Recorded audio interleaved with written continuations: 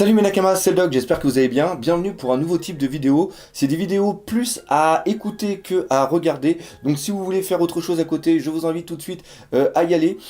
C'est des vidéos réflexion, c'est-à-dire que par rapport à un thème, par rapport à quelque chose qui se passe au niveau de One Piece ou quoi que ce soit, des fois je ferai une petite vidéo comme ça parce que je ne peux pas faire de live en ce moment à cause de ma connexion qui est totalement merdique. Par contre, comme d'habitude, je vous invite à répondre au niveau des commentaires. J'irai tout, puis parfois si j'ai le temps, je répondrai aussi à vos commentaires. La deuxième chose que je voulais dire aussi, c'est que malheureusement, cette vidéo se fait par rapport à beaucoup de ressentis du dernier chapitre, donc je vais être obligé de spoiler énormément dans cette vidéo. Donc si vous ne lisez pas les scans et si vous voulez pas être spoilé, je vous invite à ne pas continuer à regarder cette vidéo. Maintenant que vous avez été prévenu, on va pouvoir aller dans le fond du sujet. On va parler de quoi? Tout simplement des combats au niveau de One Piece. Suite au dernier combat et surtout au final qu'il y a eu contre Crackers, il y en a beaucoup qui se disent tout ça pour ça. C'est quoi ces combats complètement what the fuck? C'est quoi ces combats totalement merdiques? Et c'est sûr que One Piece n'est pas réputé par ces combats. Et ça c'est normal parce que en un sens, Ichiro Oda, malgré un essai qu'il a fait quelques années, ne veut pas mettre les combats à l'avant de la narration. La narration est toujours primordiale. Le fait de raconter une histoire est important pour Ichiro Oda et c'est aussi pour ça que beaucoup d'entre nous continuent à lire One Piece et c'est aussi pour ça qu'on est autant surpris de One Piece. Voilà, c'est ça. C'est-à-dire que les combats ne viendront pour l'instant, et je l'espère encore longtemps, supplanter l'histoire qu'il y a dans One Piece. Pour moi, ça c'est important. Il faut savoir qu'en ce moment, on retourne quand même plus dans ce qui a été à une époque One Piece, c'est-à-dire qu'on a toujours un côté burlesque des combats au niveau de One Piece, peut-être encore plus qu'il y a eu à une époque. Mais ce qui est vraiment important, c'est que à un moment, avec l'apparition du Gear Segundo, Ichiro Oda avait tourné son son manga, son histoire vers une évolution des combats. C'est-à-dire que tous les personnages qu'on avait présents étaient pour l'instant encore du domaine du gérable, c'est-à-dire qu'il n'y avait pas de méga ultra power-up, c'était pas très flagrant, sauf que au niveau de Enies Lobby, il a commencé à apporter des putains de power-up à son équipage. Luffy, ça a été la vitesse, la puissance des coups avec le Gear Segundo et le Gear Sordo. C'est-à-dire que là on est arrivé où Luffy pouvait défoncer la gueule de son adversaire tout en latant la moitié de l'environnement qui allait. C'est-à-dire que on était proche de ce qu'on avait au niveau des combats dans Dragon Ball. C'est-à-dire que Dragon Ball, à un moment, ça a été ça. Ça a été une surenchère. Il a commencé à poser des nouvelles bases d'un point de vue du combat. Il a donné une dynamique qui était absolument magnifique. C'est-à-dire que quand on lisait le manga, on avait presque une transcription de ce qu'allait être plus tard l'animation. C'est-à-dire que c'était tellement fluide à un tel point. C'est exactement ce que l'on retrouve dans One Punch Man, par exemple. Et il y a beaucoup de mangas. C'est-à-dire que Dragon Ball était connu pour ça, il a mis en place ça et c'était son identité. Voilà, c'est ça. Et d'autres qui avaient une très très bonne narration, on va par exemple parler du début de Bleach, du début de Naruto, il y a aussi Toriko qui a eu ça à un moment. C'est-à-dire que l'histoire était super bien, il y avait des bons combats, mais à un moment, les combats ont surplanté ce qui s'est passé au niveau de l'histoire. Et après, les ennemis étaient devenus tellement forts qu'il fallait des deus ex machina pour que le héros ainsi que son entourage puissent continuer à évoluer. Et comme il y avait une telle demande en face, il y a eu cette surenchère et après l'histoire a été carrément placée au second plan et après on arrive dans une lassitude des combats. On s'est dit qu'est-ce qui va se passer encore en plus, qu'est-ce qui va se passer encore en plus, qu'est-ce qui va se passer encore en plus. Et c'est ça pour moi qui tue l'essence même du shonen. C'est-à-dire que si One Piece avait exactement continué dans la même veine, eh bien, peut-être que One Piece serait terminé. Parce que c'est ça qu'on a beaucoup reproché au niveau des différents mangas qu'on lisait, c'est une surenchère et un truc qui devenait complètement fou et qui même pour un manga devenait totalement ingérable au niveau de la puissance. Et ça a failli être le piège au niveau du Nouveau Monde. C'est-à-dire que quand on a eu Enies Lobby, chaque Nakama, à part bien sûr Usopp, a eu son power-up Et après, ce power-up a continué à augmenter au niveau de Trailer Back. Quand on a vu par exemple le gros monstre Oz, on était arrivé carrément dans une sorte d'échelle de grandeur complètement démesurée dans la puissance de l'adversaire. Après, il y a eu une tempo qui a été faite au niveau du Shabondi. Et quand on arrivait directement au niveau de Marineford, Barbe Blanche, qui était l'exemple de la force qui était présente au niveau du Nouveau Monde, nous a montré un truc complètement fou. La bataille de Marineford a autant marqué les esprits parce que c'est de la démesure à l'échelle pure. Et justement, ce qu'on a vu ça dans Dragon Ball, dans One Piece, dans Bleach, aussi dans Naruto, c'est une époque où on regardait ça, puis on regardait ça avec des yeux d'enfant. On disait putain, c'est merveilleux, regardez ce qui nous attend pour plus tard. Et quand il y a eu l'ellipse des 2 ans, on s'est dit putain, que va nous réserver le Nouveau Monde? Là, c'est 2 ans d'entraînement pour les Mugiwara qui avaient déjà une force vraiment énorme. Qu'est-ce qu'on va avoir dans le Nouveau Monde? Et c'est à partir de là où Ichiro Oda nous a totalement trollé et nous a totalement renversé. Et ça, il y en a certains qui l'ont apprécié, mais il y en a énormément qui l'ont détesté et j'en fais partie. C'est-à-dire que quand on a eu le Nouveau Monde qui est seulement que l'entrée du Nouveau Monde, on voit une personne en Audi qui est un Arlong puissance 1000. Donc on se dit, putain, ce mec, je me relève un petit peu, c'est quoi cette folie? Pour pouvoir lui latter la bouche, Luffy va devoir sortir un truc de fou. Et pareil pour les Nakama, on va enfin voir Zoro, qu'est-ce qu'il va nous faire avec ses katanas? Il va carrément avoir 12 bras, 12 jambes, 15 queues. Non, ça c'est dans Naruto, autant pour moi. Mais ça va être un truc absolument magnifique. Et qu'est-ce qu'on a eu dans l'île des hommes poissons? Rien. On a eu un Red Hawks qui même symboliquement, s'il est très très beau par rapport à toute la référence qu'il y a par rapport à Ace et surtout le message que maintenant je vais protéger mes Nakama, il n'y a rien eu. Alors là, qu'est-ce qu'on peut se dire? On peut se dire à la rigueur, c'est le Nouveau Monde, on arrive dedans, l'île des hommes poissons, c'était le paillasson, ils ont essuyé nos pieds et là maintenant, on va rentrer vraiment dans du lourd. Et là, on a eu Punk Hazard. Punk Hazard déjà rien que par la géologie, enfin la géographie du lieu, on va dire ça comme ça, où le combat, l'île est la résultante du combat qui a duré 3 jours ou 2 jours entre Aokiji et Akainu. Les mecs ont combattu à un tel point qu'ils ont réussi à transformer la géographie et le climat d'un endroit. Si ça, c'est pas teaser, si ça, c'est pas vendre du rêve, j'arrête mes vidéos. Aussi simple que ça, j'arrête mes vidéos. Et malheureusement, qu'est-ce qu'on a eu comme combat? Qu'est-ce qu'on a eu comme boss final? On a eu César. César, encore une fois, qui était teasé comme un mec absolument fou. C'est le Magellan puissance 1000. C'est le Logia du gars, c'est le Logia du poison. Contrairement au Paramecia qui était Magellan, qui n'était seulement qu'un Paramecia productif. Et il le dit bien, ne me comparez pas à cette merde. Et là, on se dit, waouh, il va se passer un truc de fou. Et c'est quoi ce truc de fou?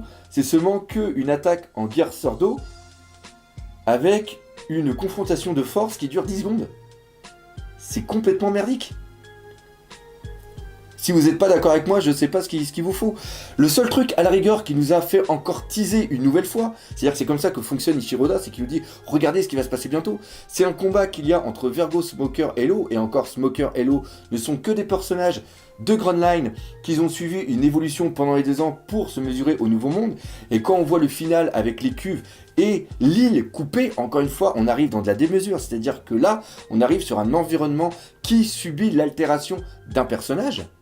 Et l'eau le dit bien à Doflamingo, toi et tes sbires, vous n'avez fait que vous reposer sur vos lauriers, mais là, nous les genoux, on arrive et vous avez intérêt à mettre 2 slips au lieu d'un, parce que vous allez vous chier dessus, moi je vous le promets. Ou alors mettez un pantalon marron. Donc voilà, c'est pour dire qu'encore une fois, il nous vend du rêve pour Dressrosa. Et Dressrosa, c'est quoi? C'est 2 ans. 2 ans de longueur. Longueur certes nécessaire, parce que Dressrosa n'est qu'une introduction, encore une fois, au Nouveau Monde. Il vient mettre en place les futurs éléments, c'est-à-dire la future flotte de Luffy, un truc au niveau des révolutionnaires, et surtout, il nous présente la future déchéance du Nouveau Monde. C'est-à-dire que le Nouveau Monde, il arrive à survivre, il n'y a pas trop de glaire, oh super, il n'y a pas trop de guerre parce que Doflamingo, dans l'ombre, est là pour un petit peu gérer et équilibrer les forces. Et maintenant que lui, il est déchu, d'un point de vue des smiles, il n'y a plus de production, donc Kaido va être un petit peu dans la merde. Il y a aussi un problème par rapport aux armes. Il y a d'autres problèmes peut-être par rapport à d'autres commerces qu'il avait. Ça, c'est le premier truc qui annonce la future déchéance. La deuxième chose, c'est tout simplement Fujitora qui nous annonce la future chute des Shichibukai, qui est un élément déterminant pour l'équilibre dans le monde. Et après, on a la grosse annonce qui est Akainu, amiral en chef, qui en a marre d'être le pantin du gouvernement mondial. Donc là, pour Eten Ryobito, encore une fois, il y a quelque chose qui est grave. Et là, on a 2 ans, et après la réflexion, on se dit, ok, d'accord, il y a 2 ans, on va voir quelque chose qui va s'amener. Et même là, au niveau des combats, c'est du grand n'importe quoi.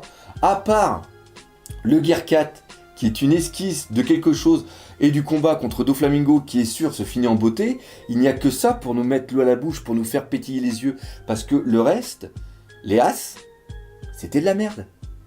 Pour un petit rappel, pour ceux qui n'auraient pas compris la chose, les 3 As se sont fait latter la gueule par des handicapés. Le premier, Pika, un géant avec une voix de gonzesse, se fait latter la bouche par un borgne. Et encore, Zoro, l'attaque qu'il fait, c'est une attaque lambda. Il a juste transpiré un petit peu, c'est tout. Après, Diamante, lui, se fait latter la gueule par un unijambiste et la tombe d'une femme morte. Ce qui est quand même pas mal, question connerie. Et le troisième, le treble, que moi je dirais le gros dégueulasse, c'est pas par rapport à ce qui est dit autre part sur le net par rapport à Barbe Noire, c'est tout simplement parce qu'il a de la morph qui coule et tout ça, le mec se fait latter la bouche, il se fait one-shooter par un mec à qui il manque un bras. Un putain d'infirme. C'est-à-dire que là, question relation, question dantesque au niveau du combat, je dirais quand même très très loin de ce qu'on pourrait attendre. Et pourtant, plus de 2, 3, 4 ans plus tôt, on a eu l'annonce avec Marineford, la fin et aussi l'ellipse des 2 ans. Donc je peux comprendre que certains aient une petite rancœur.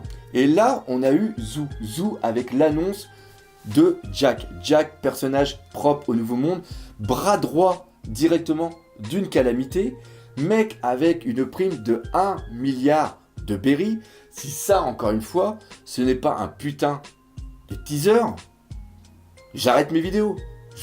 C'est absolument dantesque, c'est absolument fou. Et quel traitement il a eu?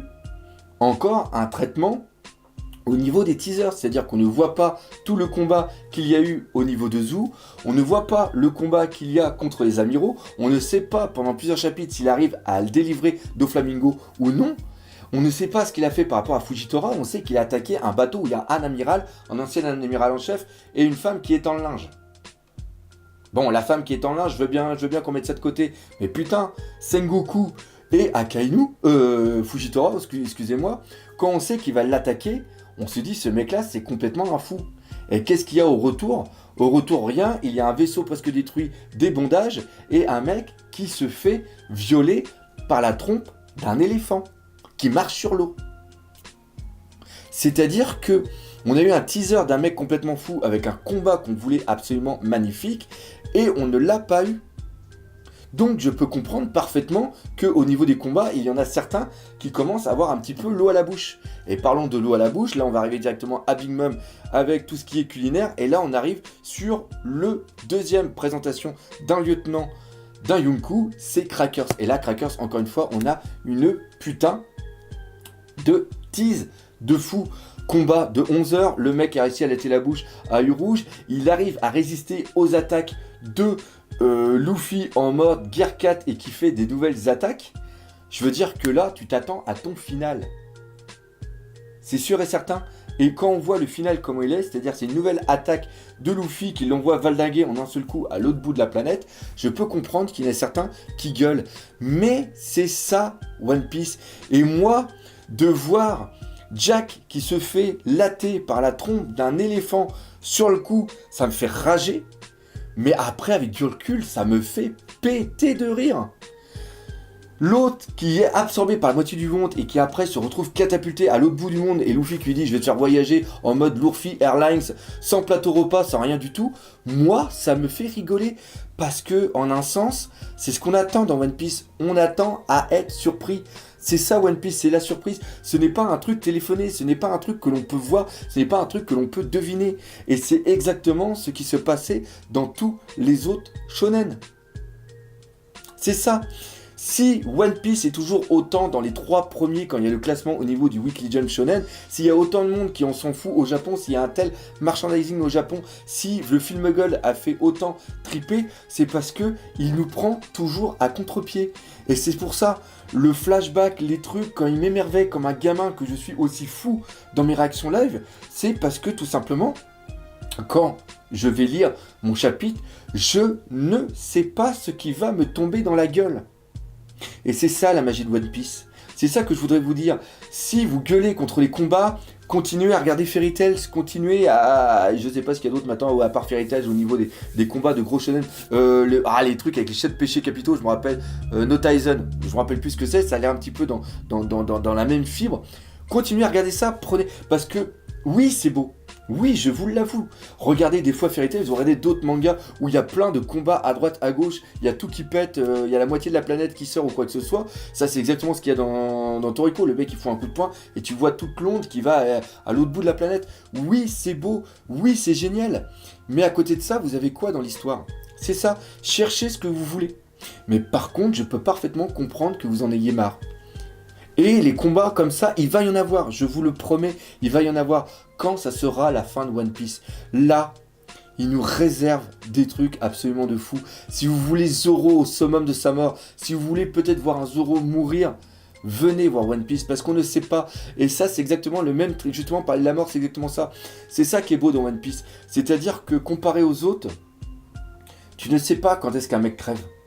Parce que le mec, quand il crèvera pour de bon. Il ne reviendra pas par rapport à des boules de cristal. Il ne reviendra pas par rapport à un tour de magie qui est à l'échelle d'une planète. Il ne reviendra pas par rapport à un rêve. C'est ça, c'est ça. Et c'était ça, cette réflexion. C'était seulement pour parler de l'évolution des combats et du futur qui peut s'amener. Et du choix qu'a fait Ishiro Oda. Ishiro Oda, encore une fois, fait un manga pour lui, il fait pas un manga pour nous. Contrairement à ce que d'autres Nakama, n'importe quoi, ce que d'autres mangaka font. À un moment, ils sont tombés dans une base commerciale où ils se disent, il faut que je plaise aux autres pour pouvoir continuer. Et malheureusement, ça, à chaque fois, ça s'est retourné contre eux. Donc voilà ce que j'avais à dire. Je ne sais pas ce que vous pensez de cette réflexion. Encore une fois, même si je m'appelle le doc, je n'ai pas la science infuse, je n'ai pas la vérité. Je ne fais que ressentir un manga, je ne fais que parler de quelque chose qui m'anime au fond de moi, au point de venir parler devant vous, devant une caméra, et de partager ça avec vous. Donc voilà. Dites-moi si vous aimez ce style de vidéo, si c'est le cas. Je prendrai un petit peu de temps pour en faire de temps en temps. Comme d'habitude, parlez autour de vous, laissez des commentaires, défoncez la gueule de ce putain de pouce bleu. Et nous, on se dit à bientôt pour de nouvelles aventures One Piece. Allez, salut mes Nakama.